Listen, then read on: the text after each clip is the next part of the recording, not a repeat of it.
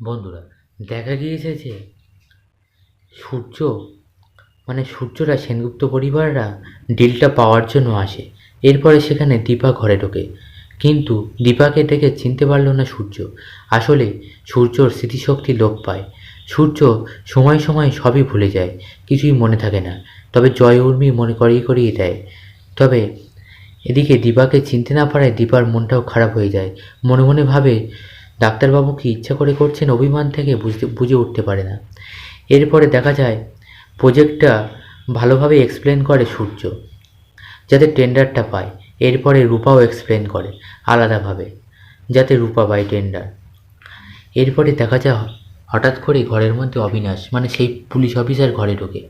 তবে সেই পুলিশ অফিসারকে দেখে সূর্যর এটা মনে পড়ে যে উনি একদিন সূর্যকে আটকেছিলেন, ভালো লোক নয়। তখন সূর্য বলে, উনি কে? তখন দীপা বলে, উনিও অ্যাসোসিয়েট।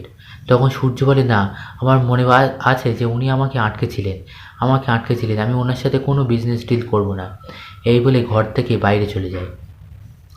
তখন জয় উর্মি তো ভাবে, এবার তাহলে কি হবে? যদি আমরা ডিলটা না পাই তাহলে খুব বড় বিপদ হয়ে যাবে। এরপর সূর্যের পিছন পিছন দৌড়ে যায়।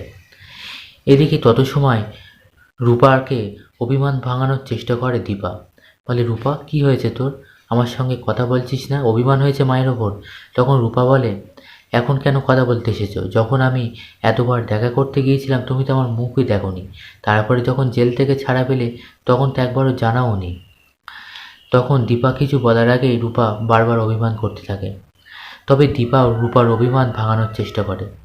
এরপরে দেখা যায় সূর্যকে বুঝিয়ে সুঝিয়ে আবার ঘরের মধ্যে ফেরানোর চেষ্টা করে উর্মি। জয় বলে, দেখ দাদাই, যদি আমরা এই ডিলটা না পাই তাহলে ওই মেয়েটা আবার জিতে যাবে, ওই মেয়েটা পেয়ে যাবে ওই ডিলটা। তার মানে রূপাকে মেনশন করে বলে, আমরা কিন্তু আবার হেরে যাব।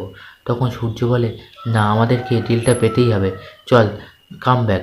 এই বলে আবার ঘরের মধ্যে চলে আসে। সূর্য ঘরে ঢোকার পর সূর্য বলতে থাকে যে ওনাকে খুবই যেন চেনা লাগে, অবিনাশকে মেনশন করে বলে।